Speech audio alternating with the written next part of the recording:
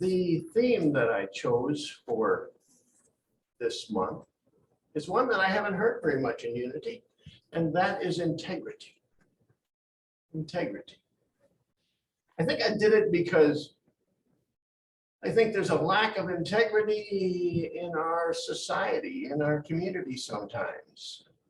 Then I pulled back and I said, wait, what I see out in front of me has something to do with what's in here too. So I think there's a need for integrity for each of us, and there certainly is for me. And that's why it was on my heart to speak about this. Yeah. I'd like to just take that, Don't need lemons. that affirmation that we have. I am an expression of the divine. I speak the truth in love. I live in harmony with my values. That's not the exact wording, but that's where what it's all about. So first of all, thank you, Donna. I'll just go on.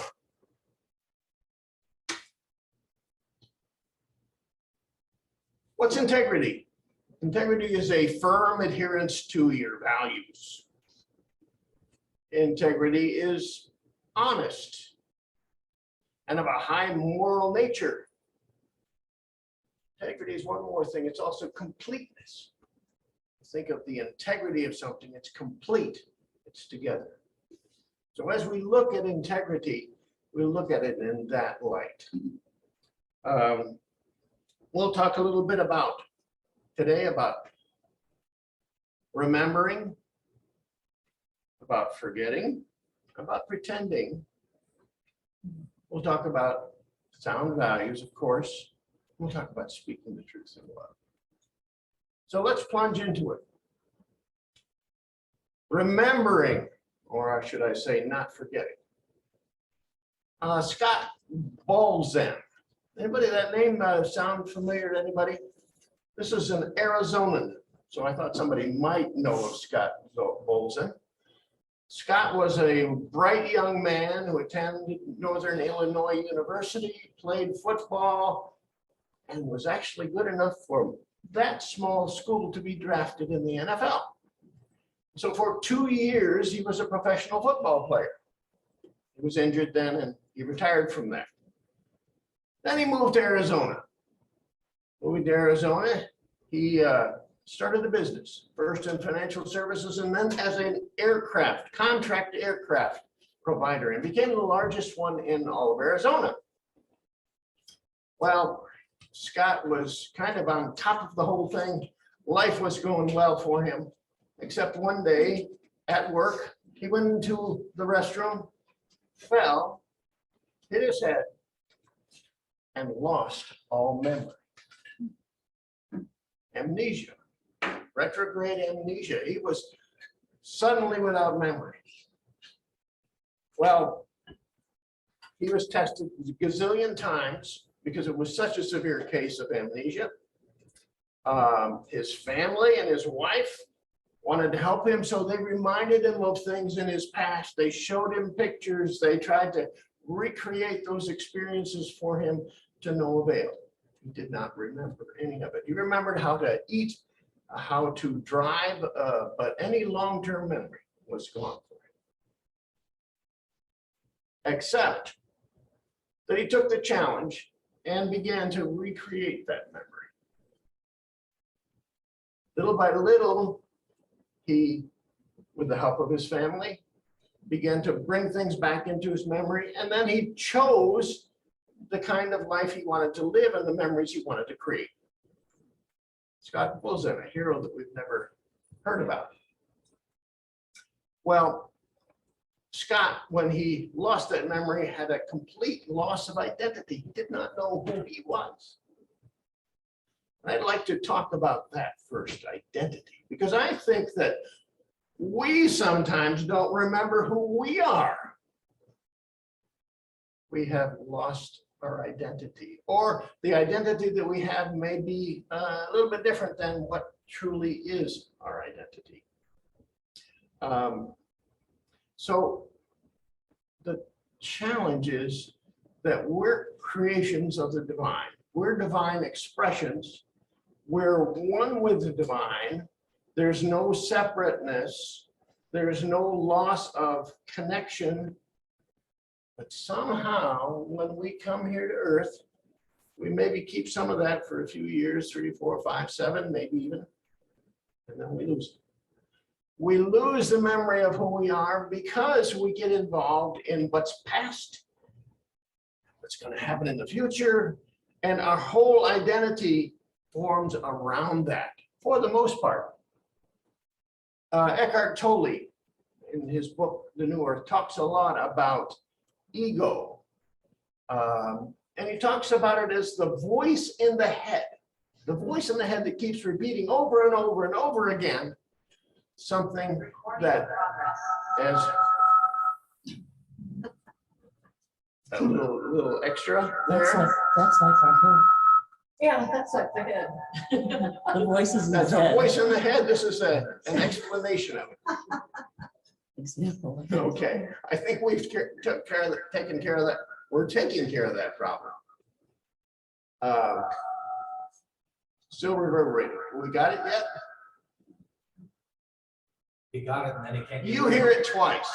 You get to hear it twice. We're in a large crystal dome. And That's there's right. a- So that voice in the head keeps repeating and repeating and repeating what it is that satisfies it. And it is something that lives in the past and wants to live in the future, but ignores being here in the present. So that being the case, we're stuck.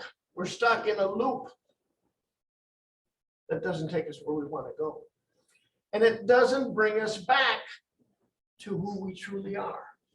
It doesn't bring us back to the identity, that divine identity that we have, until we're able to find ourselves in the present.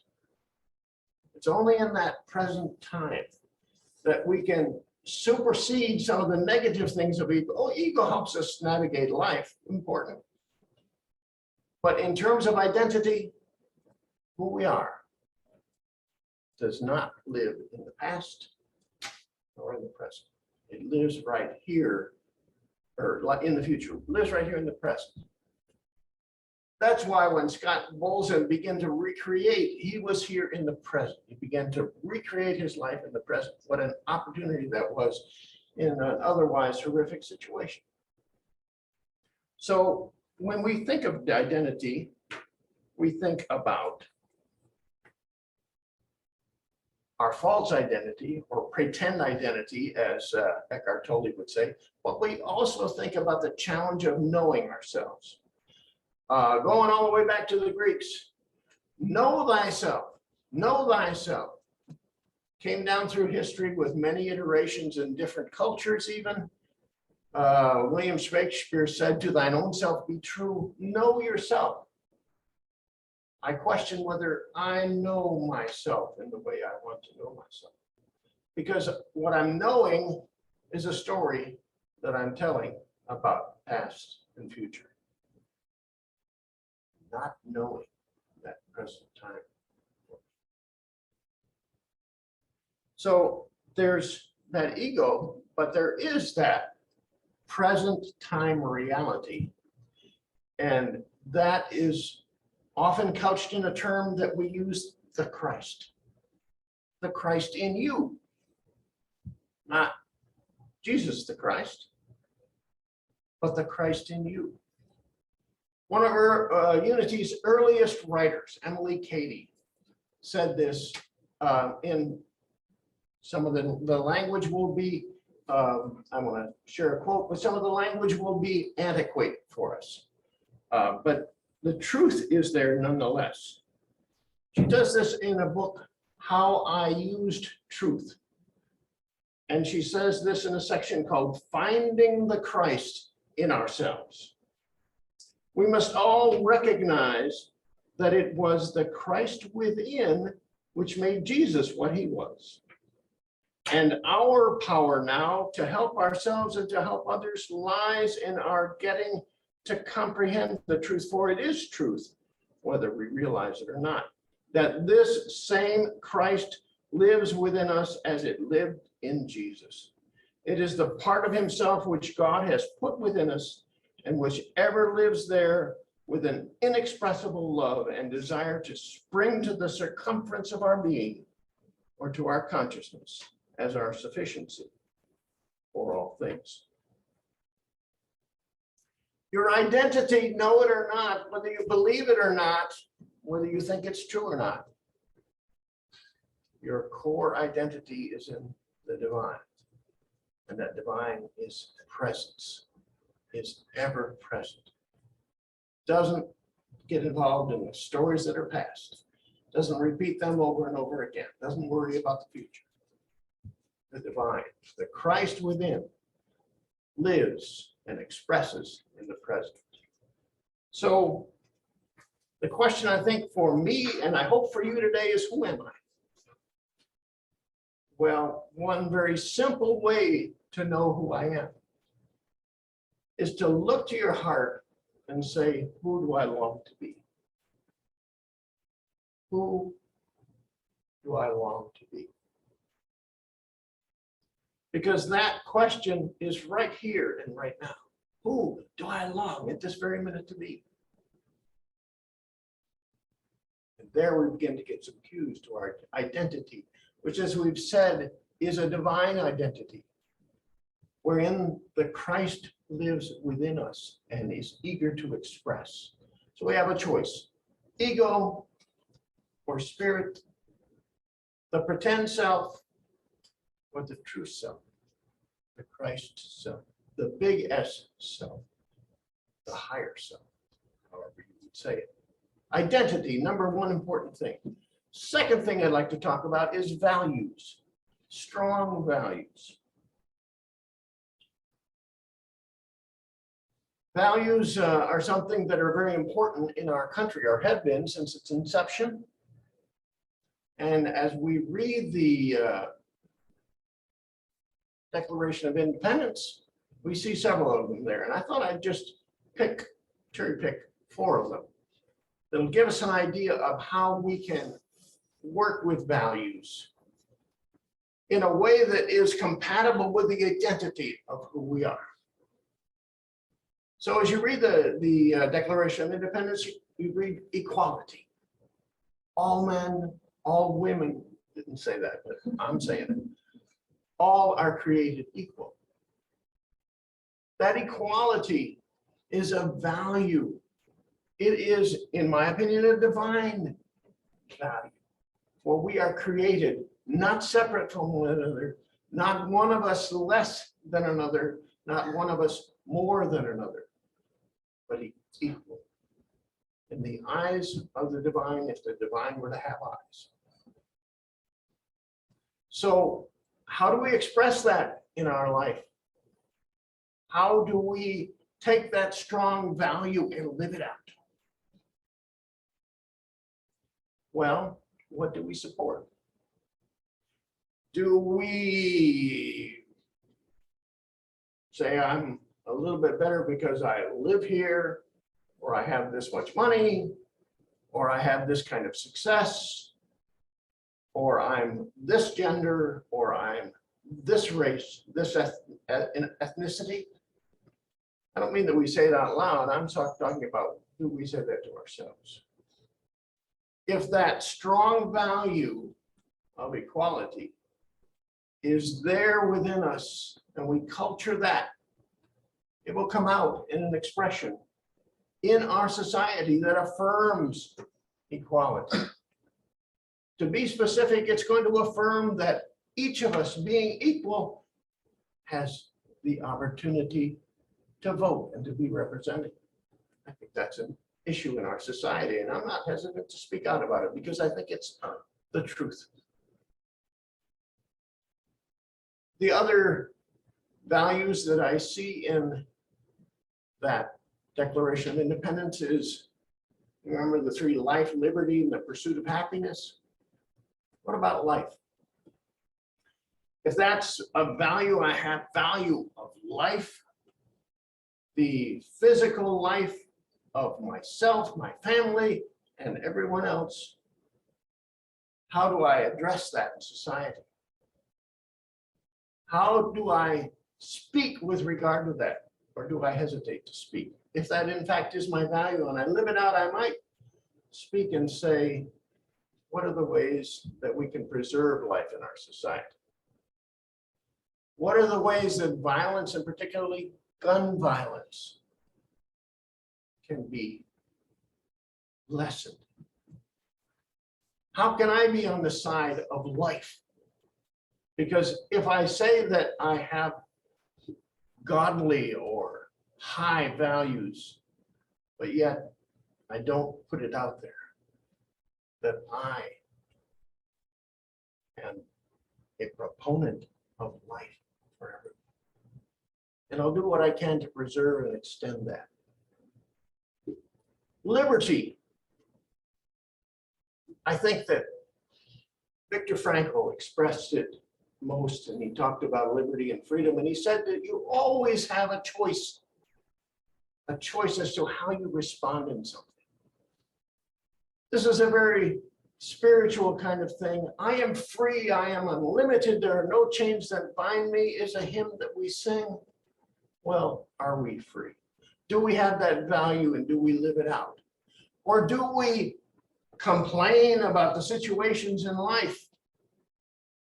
Do we sit thinking we're subject to what happens out there and we don't act on our unlimited nature? We don't take that power of imagination that's ours. We don't use that. We don't take our thought, which creates, and use that because we think we're limited, or we worry about what won't happen or what will happen. We, in fact, have the value of liberty. Let's live it out, just each of us individually. And you know what that is for you. What way are you limited? What way do you think you have no choice? Find a way to live that out. Take one small step. And then the pursuit of happiness. Happiness, contentment, joy. That is there for all of us. That is a value that we hold. Well, if we hold that value, how are we going to express that? Probably we're going to let go of a lot of things. We talked about letting go a lot last month. Letting go will allow us to experience the happiness. What doesn't work for us is what much of our society has chosen. That wealth, that more stuff, more toys, bigger house, all of those. Emmett Fox was a metaphysical teacher who was once asked how could he help people and what people could he help to achieve happiness. They asked the question, how about, is it easier to help a rich person or a poor person to achieve happiness? His curt answer was a rich person. They know that money doesn't make them happy.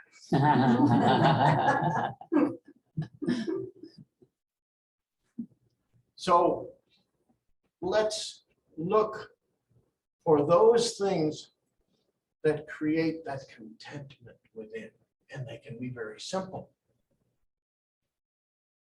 That's how we take our values and live them out in the world. And you have to take that next step and say, what's that simple thing that I want to pursue, that I want to value, that I want to give my attention to?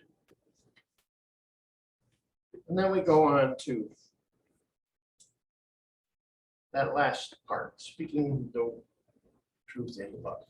Donna, he talked about the truth. So important. We in Unity and New Thought people are often referred to ourselves as truth students. We're looking for truth. We're always looking for truth. And I think that's very right. The thing is, there are some things that get in the way of finding that truth, and often it's how we speak. There's that beautiful little book, The Four Agreements. I'm sure some of you will know that book. Four Agreements, and one of those agreements is be impeccable with your word. Be impeccable. I like to use the word flawless. Impeccable is kind of a big word. Be flawless with your word. So if you are flawless with your word, how does that work out? Look into your own experience, and I'll just share a little bit of mine. I'm a fudger from way back. I don't tell big lies. But I learned when I was young that it might be to my advantage. It actually wasn't, but it might be to my advantage to fudge just a little bit. To say, when asked, did you do that? Yeah, I did that. Now let me go do that quick. So I didn't get in trouble. Fudging.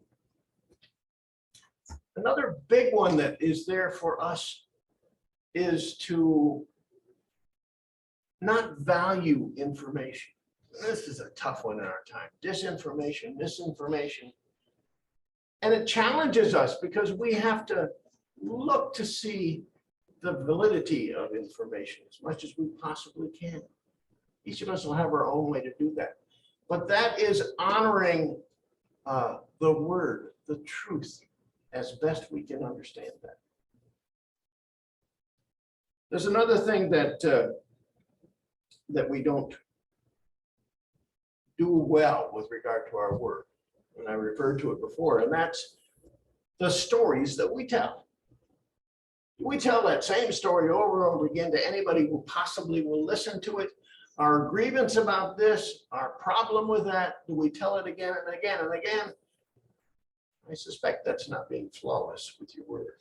Certainly not consistent with your identity. Maybe not your values as well. And then are we bold to speak our truth? Do we sit by and just let things happen when we're inspired? Something inside of us is saying, it's time to speak. Because this is something that goes contrary to my values. It's time to speak.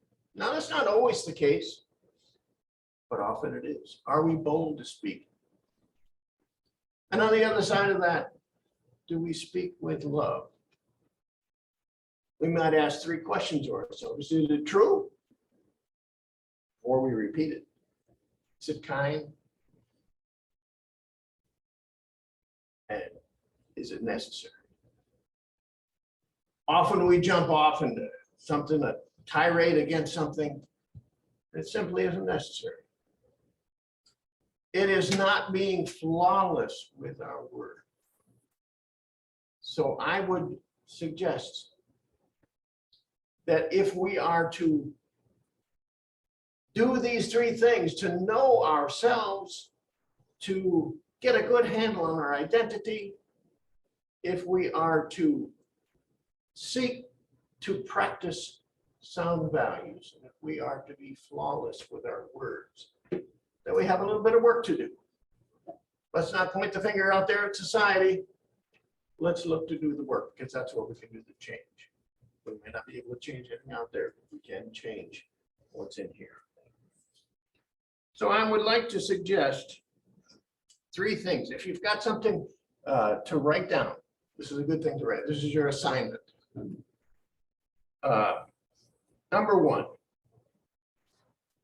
listen to the voice of your heart, not the voice in your head. Got that one?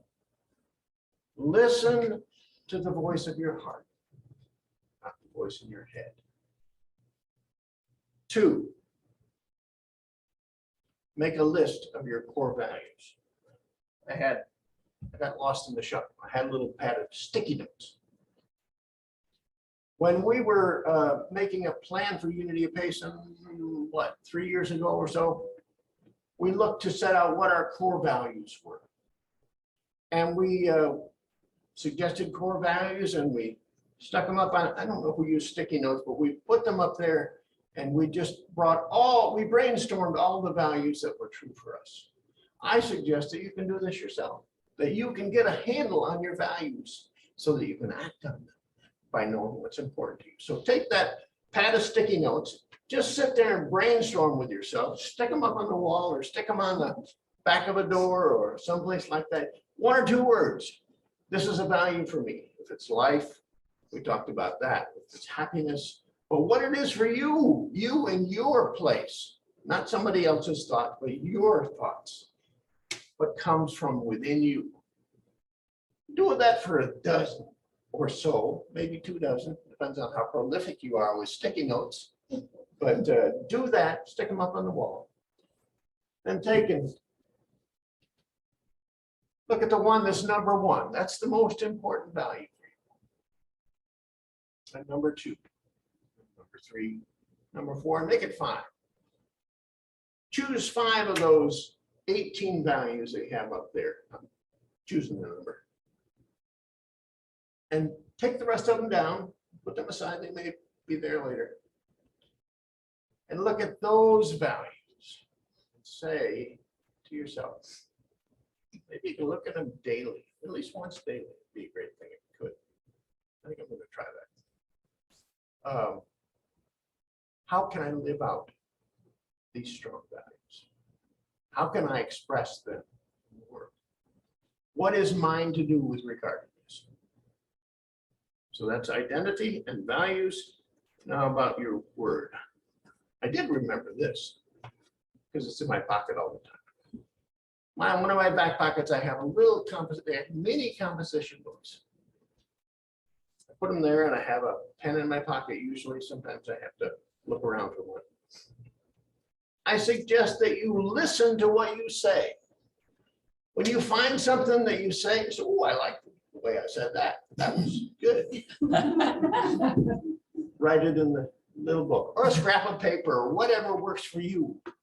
But have something that's with you all the time. And write that in your book on your scrap of paper. And then if you say something, that's not really speaking the truth in love.